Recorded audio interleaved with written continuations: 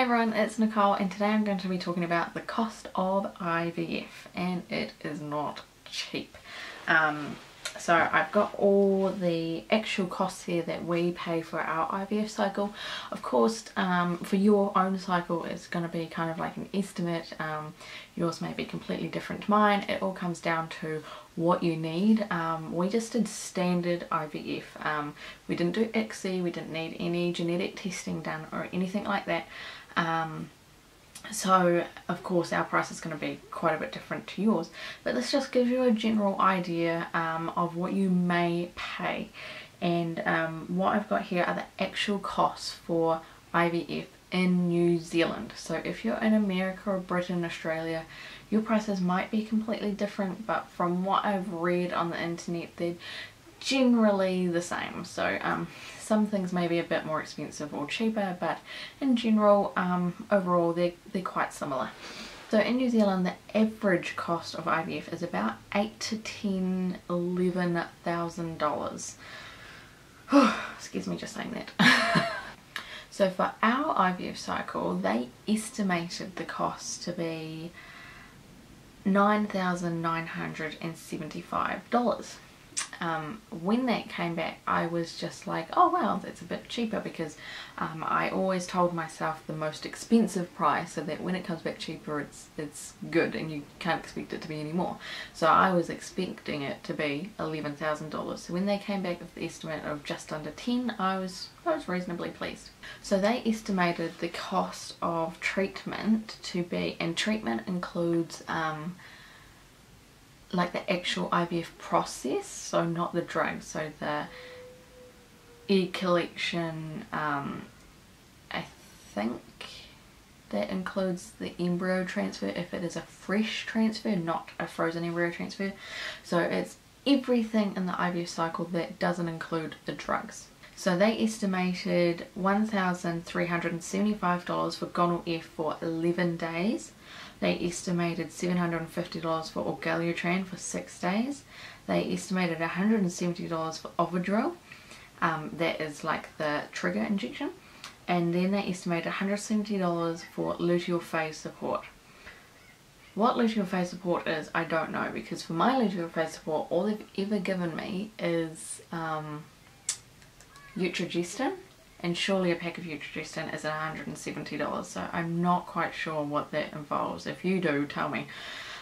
So the total of the drugs was estimated to be $2,465. You can also have backup sperm, storage of sperm and embryos, and FETs, so that all is extra cost. They told me that backup sperm was $205, storage of sperm and embryos was $252 a year. I'm pretty sure it's a year. And a frozen embryo transfer is $1,675 per cycle. Okay, now I'm going to tell you guys what we actually spent. So the actual consultation, the first bit when you're saying yep we want to do IVF, was $170. Now we don't pay straight away, we wait for the invoice to come in and then we pay. So they charged us $170, but by the time the invoice got to us they had changed it that it was going to be a funded consultation, so we didn't have to pay $170, which is awesome. The first fee we had to pay was for our first gonal F injection, which is this. Yeah, there's like a dribble left in there. So this is 450, I'm just going to say units, I'm not sure what IU stands for, like I don't know, I'm just going to say units. So for 450 units of gonal F it was $450, and that's not including like GST or you know like tax on top of that, so it ended up being a little bit more expensive, but the price for that was $450 for 450 units.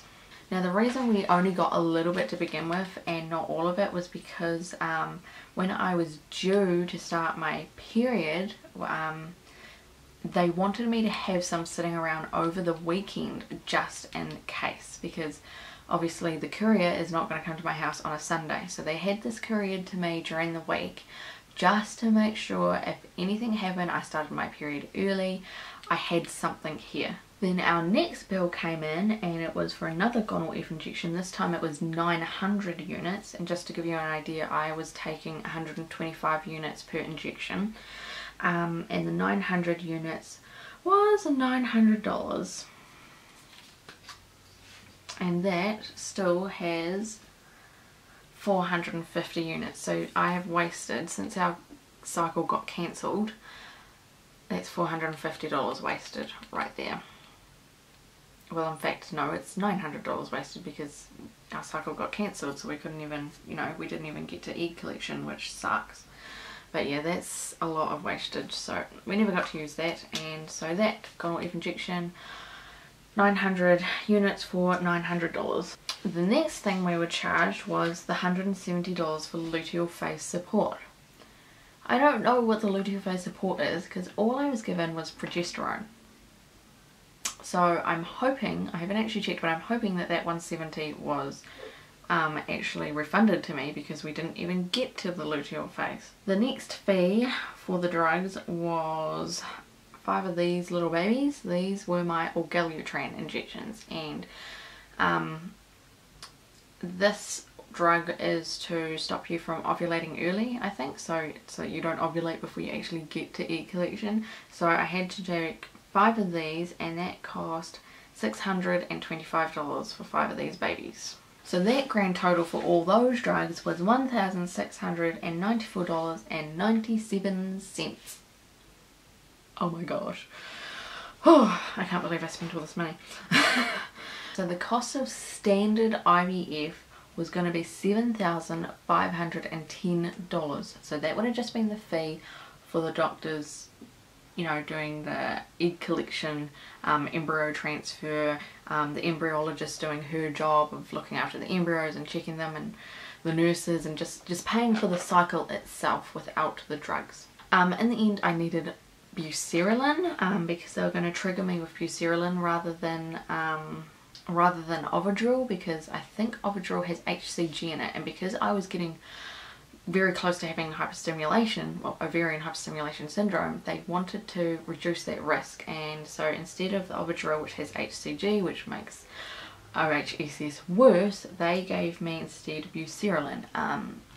That cost me, that was, this is it here, hasn't even been opened because I never got to use it.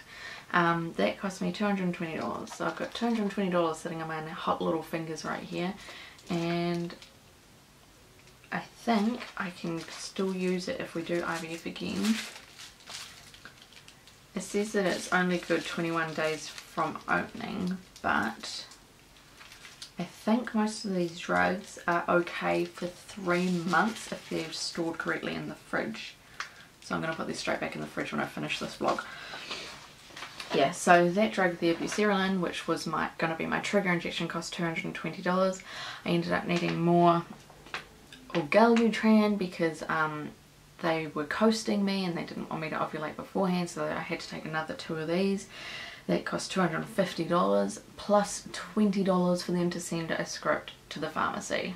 What the hell? So the grand total of our entire IVF process was $10,124.97. Ooh, burn. That is a lot of money. That's a lot of money. And when you have any frozen, if you have any embryos left over, you have to pay for them to be in storage. So like I said, $252 a year approximately.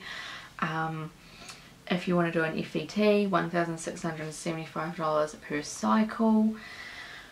It all adds up. Infertility adds up, and then you think when you actually get pregnant, you pay for that kid the rest of your life. Pretty much, you pay for that kid the rest of your life. Seriously, we've paid so much for Roman, just like, but it's a joy and we love to do it. That's why I'm not moaning about it. I'm just saying, you know, kids are expensive, especially when you have infertility, because in the first place you pay over $10,000 for them. So because our cycle got cancelled, we are getting refunded some money, but not all of it. Of that $10,124.97, we are getting refunded just over $6,000. Ugh, it sucks. So basically we get the money back from the actual IVF process. We don't get the money back for the drugs, and you cannot return unused drugs, you cannot return used drugs. So that's why all those drugs down here are all kind of wasted. But including in that, I just want to point out that usually you have to pay for your own ultrasound scans, but we didn't get like an invoice for them, and we didn't pay the actual radiology clinic for them. Like we didn't fork out any money for it, and I don't see ultrasound statements here that say how much I've got to pay. So whether we just got that funded, I don't know, but it's not in my invoice at all. Normally they would be $50 an ultrasound. When we were pregnant with Roman, the scans we had for him were $50, so I'm just kind of presuming that it would be $50 for a straightforward follicle count ultrasound as well. And in New Zealand, blood tests are all covered. We don't have to pay a cent for those. That's just part of our funded healthcare in New Zealand, which is fantastic. As for us, you know, that just over $6,000 that we're getting back, we're going to obviously keep and hopefully keep building on that and get hopefully $10,000 again, so that we can try IVF again if we can. We've still got to go to the clinic and see if that is still an option for us, since I keep overstimulating so much. Yeah, so so I don't know, we'll have to save up either another $4,000 or maybe try something else that's not so intense, because my body just seems to go, whoa, drugs, let's make lots of follicles. Yeah, so that's the end of my vlog anyway. I just thought some people might be interested in knowing the cost of IVF. Again, your cycle may be completely different to mine. You may need PGN, post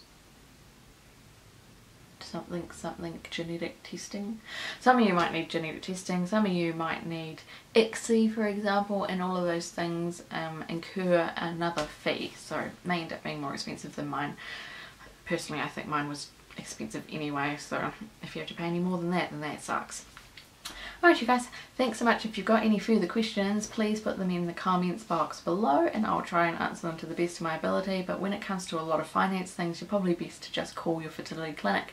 But I'm happy to answer any questions about IVF, Clomid, Puragon, whatever you want to ask about, just put them in the comments below. I am also having an upcoming question and answer vlog, so if you have any questions to do with IVF, to do with my life, to do with Roman, my husband, I don't know, just in general, post them below and I'll make sure to write them down and answer them in my upcoming Q&A vlog. Okay, thanks so much guys for watching, and I will see you in my next vlog.